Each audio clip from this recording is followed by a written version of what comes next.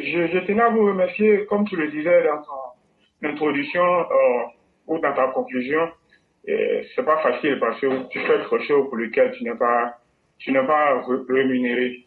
Cela dit, vivant loin du pays, j'ai souvent l'impression, ça peut être une impression, hein, si je me trompe, à la fin vous me direz si je me trompe, que la grosse plaie de notre gouvernement, c'est que le gouvernement ne communique pas sur tout ce qu'ils font au jour le jour. Moi, j'ai été en Côte d'Ivoire récemment et j'étais agréablement surpris de voir l'état d'évolution du pays.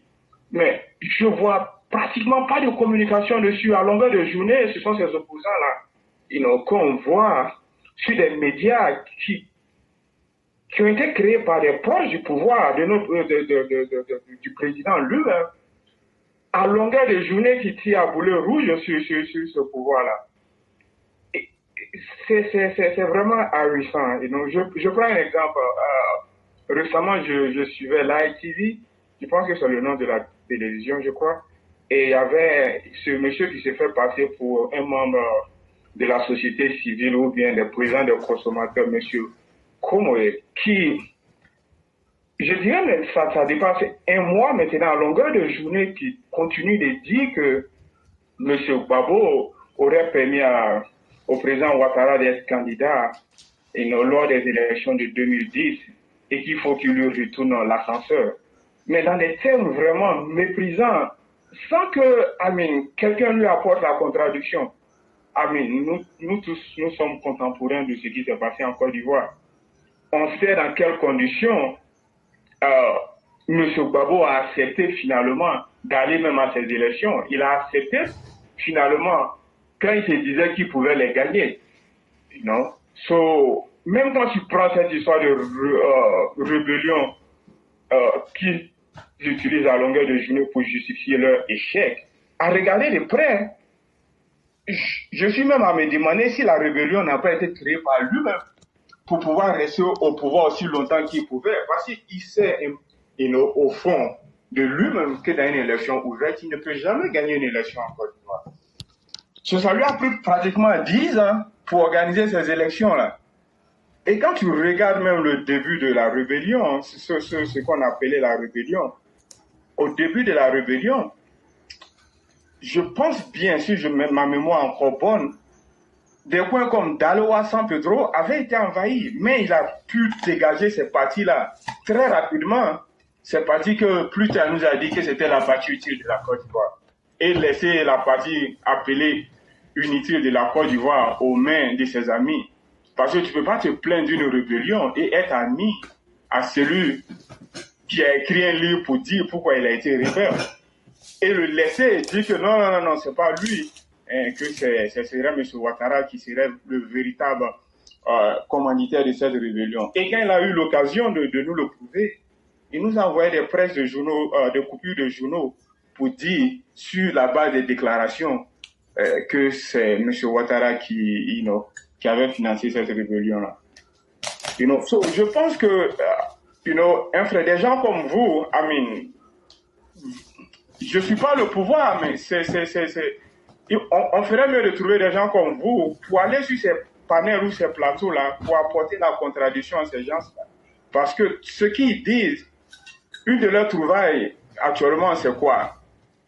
Après ils ont échoué sur tous les plans, que M. Ouattara il a reçu sa politique macroéconomique, mais la population souffre. J'ai dit, mais est-ce que de vous à moi, la politique macroéconomique, là, ça ne va pas de pair avec la politique microéconomique? Un pays qui est en voie de développement, évidemment que tout a construit. Rien n'a été fait depuis Feu-Boigny. Si vous ne construisez pas des ponts, donner de l'eau, de l'électricité aux gens, faire des routes, comment on va évacuer nos produits qui pourrissent au tréfonds du pays? Quand vous apportez de l'électricité à un village, vous permettez à une femme d'avoir un réfrigérateur et faire son commerce. À la vérité est que là, qui n'ont rien à dire. Même si aujourd'hui, M. Ouattara mettait en rang les Ivoiriens et les distributeurs du cash, ces gens-là trouveront toujours de quoi dire. So, sincèrement, je tenais à vous remercier. J'essayais de prendre la parole. Ça fait longtemps, mais je ne savais pas comment le faire. Merci que vous m'avez envoyé un test. Sincèrement, sur ce point de la communication, comme je disais, je ne sais pas si c'est une fausse impression, j'aimerais connaître ton avis là-dessus. Merci beaucoup. Merci infiniment. Notre avis sur cette question, elle est tellement connue, peut-être que vous êtes nouveau. Même la semaine dernière, on en parlait. Et même si vous partez sur la page, vous allez voir le RHDP et sa communication nulle ou en panne.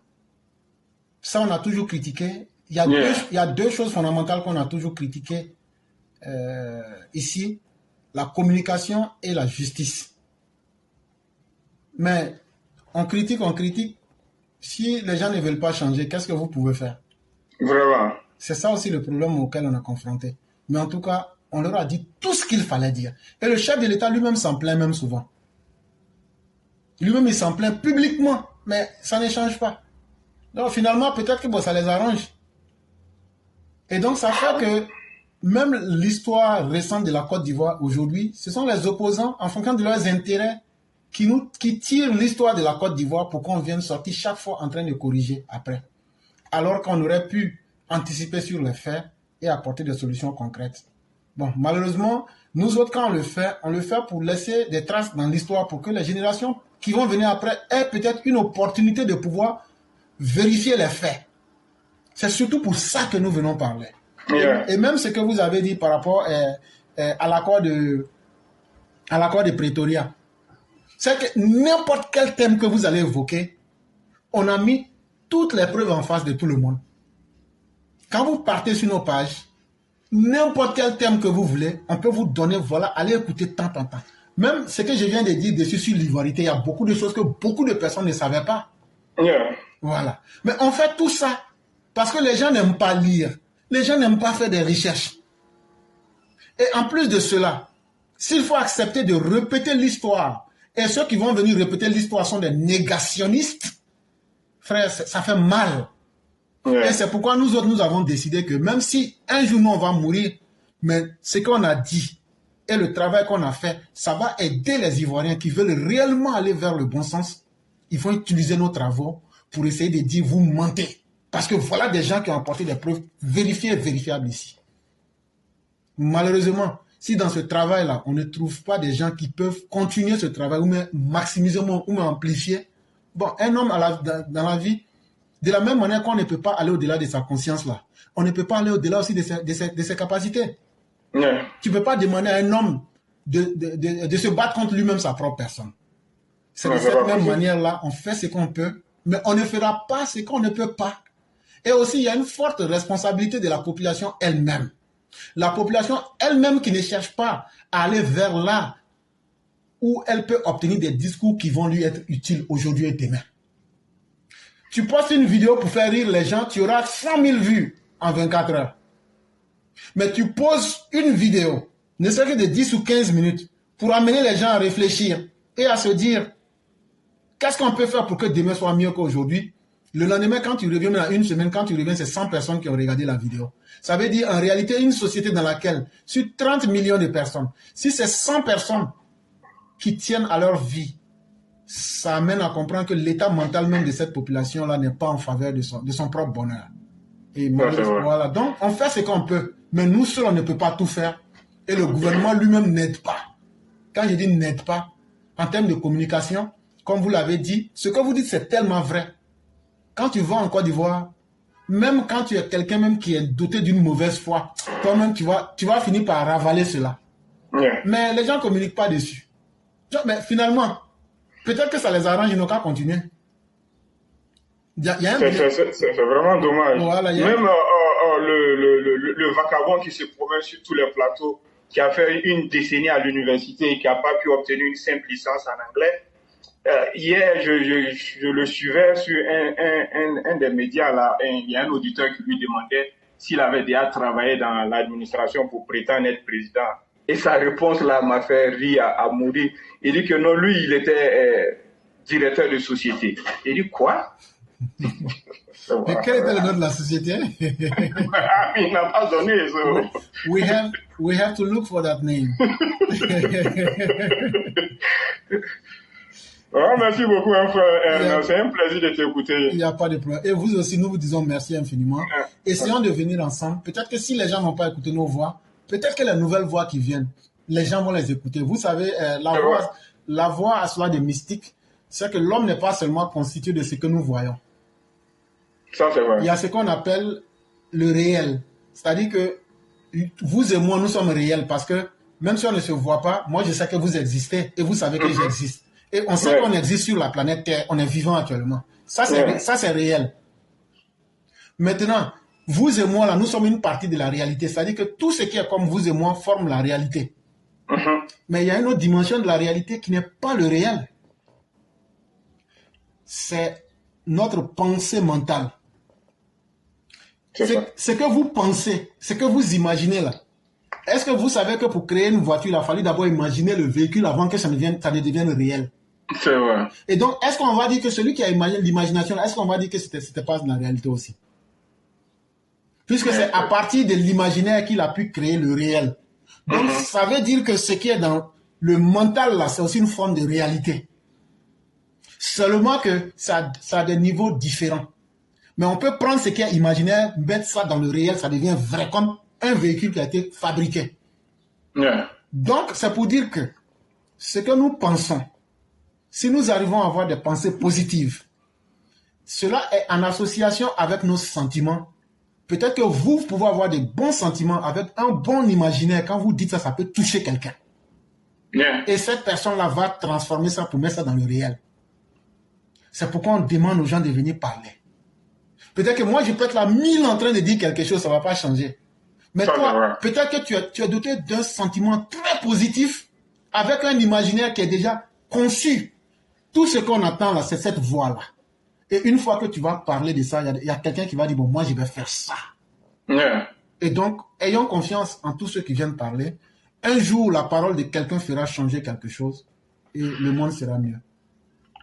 Une dernière question éclairée avant que je te laisse partir. Tu sais à quand remonte l'expression mort subite? Non. Bon, ok, lors de la Coupe du Monde de 94 aux États-Unis, c'est là la FIFA a introduit la mort subite. Mais tu connais les Ivoiriens, en son temps, on l'a récupéré pour schématiser la plupart des uns et des autres qui n'arrivaient qu'à avoir qu'un seul repas par jour. Pour parler un peu de la vie chère, comme ils veulent nous faire croire que aujourd'hui la vie chère est née sous Ouattara, donc c'est pour cela que j'attirais ton attention sur ça. Il n'y a pas de problème. Sinon qu'avant Ouattara, la mort subite existait. Vous êtes très gentil. Nous, la Boussoumani, là, on mange une fois par jour à 16h. Moi, je n'aime pas cacher les choses. Hein. Et donc là, quand c'est comme ça, si tu as raté plat de 16h, là, c'est fini. Donc là, tu es là ou tu n'es pas là. Ah, quand on fait foufou là, il faut rater. Donc si tu as raté là, c'est ça on appelle mort subite. Parce que avant que les gens vont aller gâter mon nom, si moi je gâte mon nom, c'est mieux. Ok, bonne journée. Merci beaucoup et bien les choses à vous et à toute la famille. Merci. Okay.